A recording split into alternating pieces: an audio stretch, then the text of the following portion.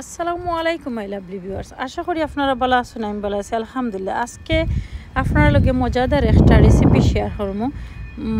দেখো এখানে তেল গরম হইরা পেঁয়াজ দিছি আর রসুন পেস্ট দিছি পরিমাণ মতো দিয়া খুব ভালো হইরা কুক করছি 5 মিনিট।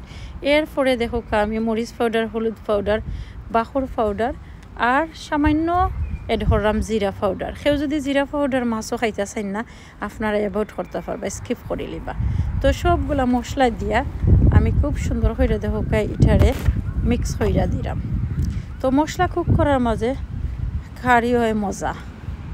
এটা আমারও কথা, আমার আব্বারও কথা। আমার আব্বা সবসময় হইবা কারিটা রাঁধতে গেলে খুব ভালো করে কুক কইর। তো জাল দেওয়ার মাঝে মজা কি তা আমরার বাসায়। যাই হোক, এখানেও দেখো একটু ফরফর আমি মশলাটারে নাইরা দিলাম। দেওয়ার পরে এখন আমি খুব ভালো কইরা লবণ পানি দিয়ে ওয়াশ কইরা রাখছি মাছটা। এখানে কেউ চিনি নি মাছটার নাম কি তা দেখো কাছেন, বাইম মাছ। আমি ছোটো বাইম মাছ একদম পছন্দ করি না, বাট ওরকম যে বড় বাইম মাছ বা বেশি বড় বাইম মাছটা আমার কাছে খুব বেশি ভালো লাগে। তো দেখো এটা খুব ভালো করে ওয়াশ কইরা এখন আমি মাছটা রেড করে দিলাম।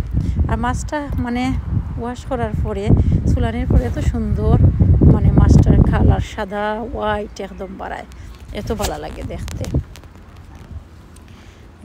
আর এখন দেখো মাছের সাথে মশলাটারে খুব ভালো করে মিক্স করে দিলাম। তো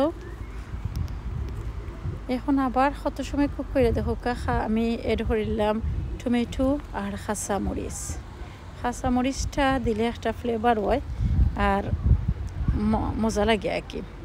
আমরা একটু জাল জাল করিয়া খাইতে পছন্দ করি, সো দ্যাটস ওয়াই একটু মরিচটা একটু বেশি দিছে। কেউ যদি মরিচ খাইতে না বলা পাইন তা আপনারা কম কইরা মরিচ দিবা। তো একটু ফরফর ওরকম কইরা দেখো আমি কারিটা রান্না করলাম। এই দেখো এখন কিছু সময় কুক করার পরে এখন পানি এড করে নিলাম। মশলাটারে খুব ভালো করে কষাইছি। তো এটা একটা বেশি মজাদার মাছ।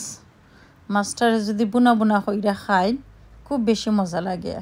আর নতুন যে আলু, এটা ছোটো ছোটো আলু যে ওটা দিয়া খাইলেও খুব বেশি মজা লাগে। আপনারা কিতা দিয়া খাইতে পছন্দ করেন? এখন দেখো কারিট হয়ে গেছে, ফ্রেশ বাখর পাতা এড করলাম আমার গার্ডেনের। বালা থাকুক, রেসিপিটা কেমন হইলে জানাইবা। আসসালামু আলাইকুম, আল্লাহ হাফিজ।